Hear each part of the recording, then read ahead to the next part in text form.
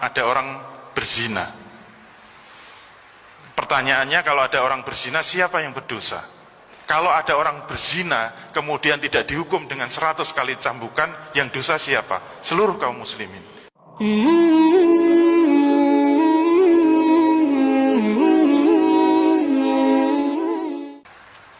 Misalnya ada orang berzina. Pertanyaannya, kalau ada orang berzina, siapa yang berdosa? Kalau dengan pendekatan dosa jenis satu kan kita akan mengatakan yang dosa kan yang berzina, yang masuk neraka kan yang berzina, yang akan disiksa di neraka kan yang berzina. Nah, jawaban ini benar apa salah? Jawabannya salah. Jadi kalau ada orang yang berzina, siapa yang berdosa? Jawabannya adalah seluruh kaum muslimin bisa kena dosa. Dosanya dari mana?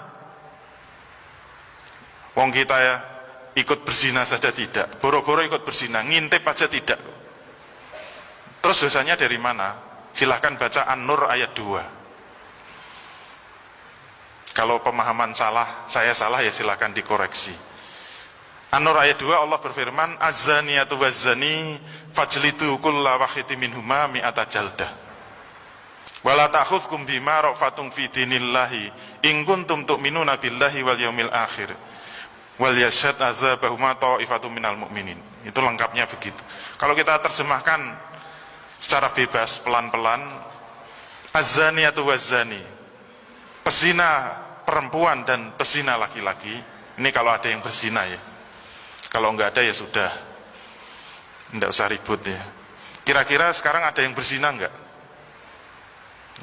Enggak ada ya, enggak bisa ngintip soalnya.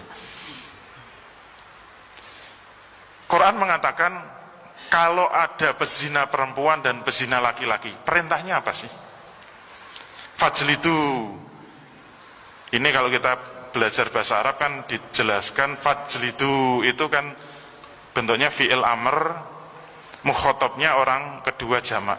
Karena ada wawu, alif, sukun, itu belakangnya begitu. Fajlidu, maka cambuklah. Yang diperintah siapa? Mukhotabnya itu adalah orang kedua jamak. Fajlidu, cambuklah wahai kaum muslimin sekalian. Yang diperintahkan seluruh kaum muslimin.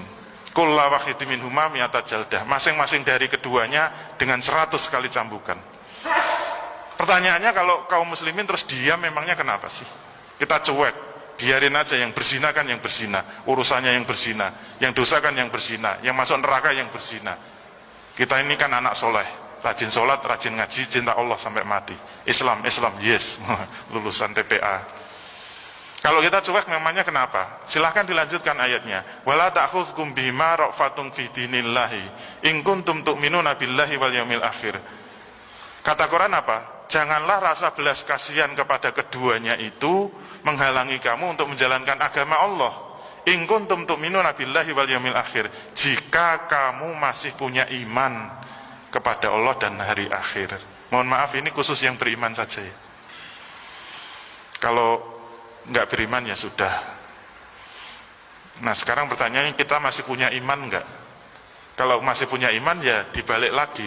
Kalau kamu masih punya iman kepada Allah dan hari akhir, karena ini menggunakan in syarti kan. Kalau dalam bahasa Arab kan in yang membutuhkan syarat. In kuntum tu'minuna billahi wal yaumil akhir. Ini in syarti. Oleh karena itu kalau kita mengaku beriman kepada Allah dan hari akhir, itu ada syaratnya. Yaitu apa? Janganlah kamu merasa kasihan, merasa belas kasihan kepada keduanya sehingga tidak mau menjalankan agama Allah. Karena insartik bisa kita tegaskan, kalau kamu kasihan sehingga tidak mau menjalankan agama Allah, sebenarnya kamu sudah tidak punya iman kepada Allah dan hari akhir. Kesimpulannya apa?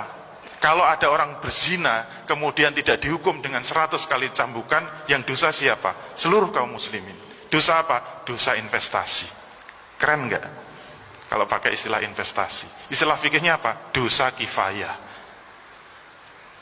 Kenapa disebut dosa kifayah? Karena perintah ini fardu kifayah, bukan fardu ain.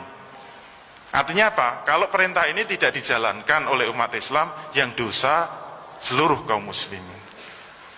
Itu salah satu contoh dosa investasi yang